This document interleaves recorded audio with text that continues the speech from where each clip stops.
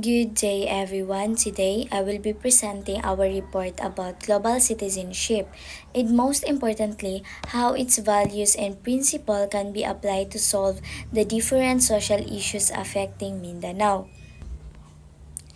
This is our title slide. It clearly tells us what this report is all about. We will not only define what global citizenship means, but also connect it directly to the situation in Mindanao.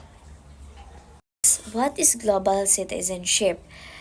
A mindset and identity that transcends national boundaries, recognizing we are all part of one interconnected global community.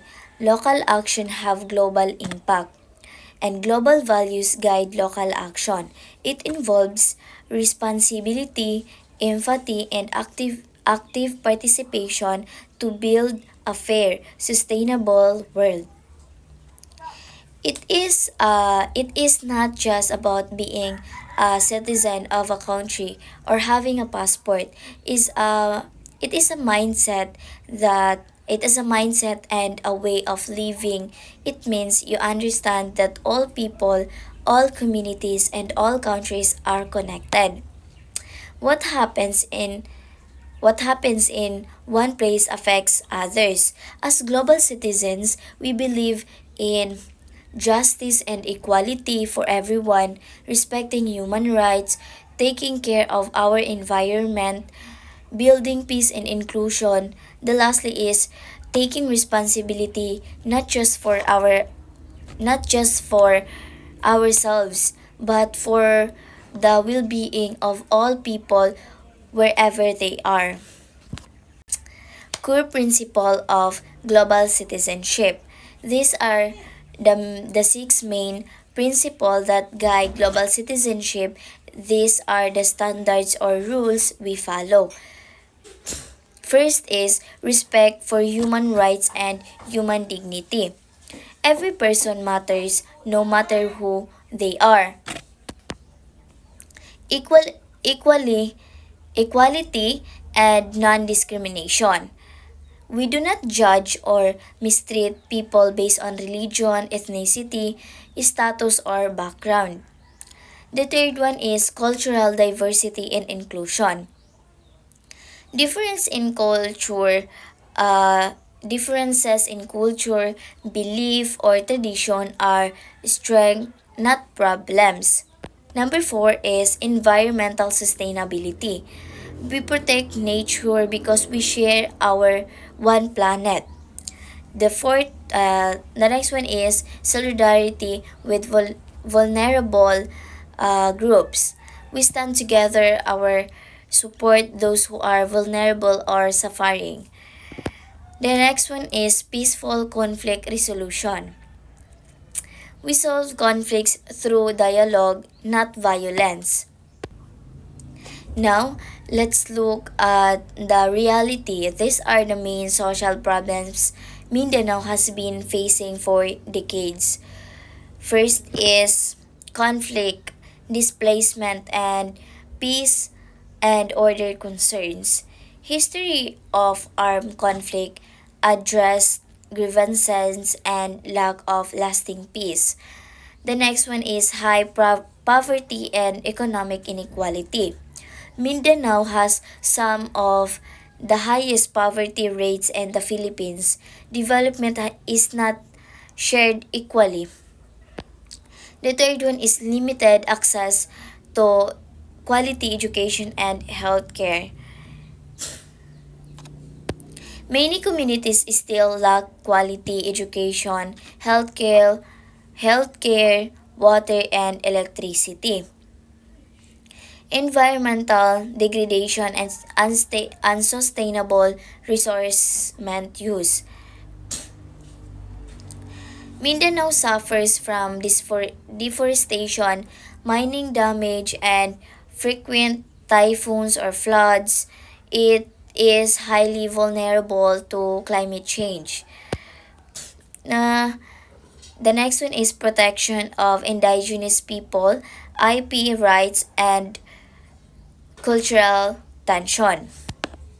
Many families are forced to leave their homes due to conflict or disaster. These are called internally displacement person or IDPs.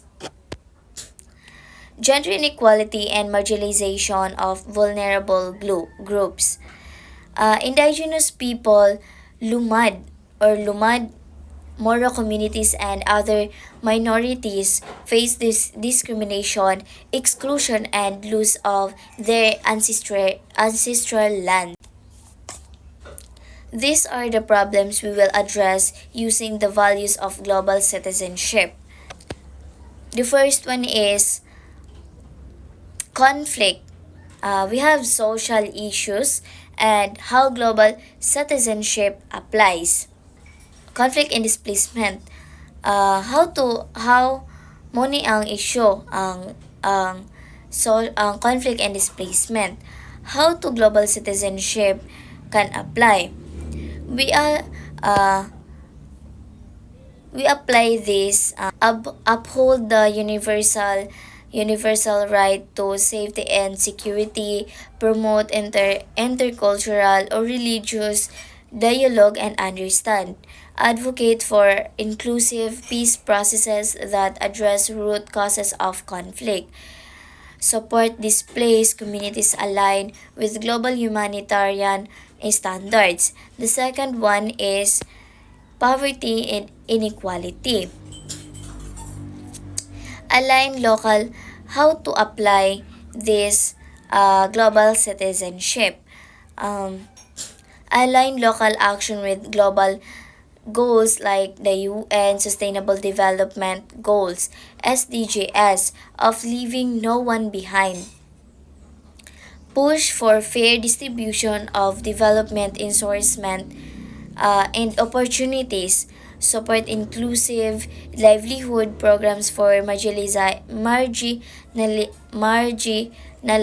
groups, recognize education and healthcare as universal human right, limited access of services, advocate for equal access regardless of location, ethnicity, or social status, collaborate with local and global organizations to bring support to underserved areas.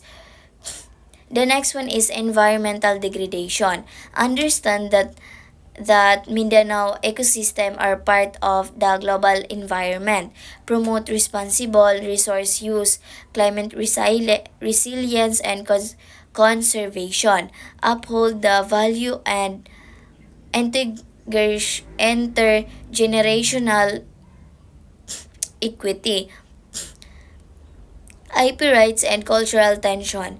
Value cultural diversity as a global asset, not just a local concern. Advocate for recognition of IP rights to land, self-determination, and tradition. Opposite prejudice and discrimination of any form. Gender inequality and inclusion. Follow global standards of equal rights and opportunities for all genders. Work to end gender-based violence and marginalization of women, children, PWDs, and others vulnerable groups. Now, what we can do as a student citizens or members of society, these are our actions. Number one is be informed of local and global issues.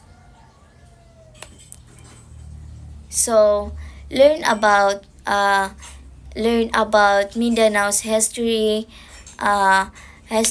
culture, and issues. Share correct information. Number two is respect and embrace diversity.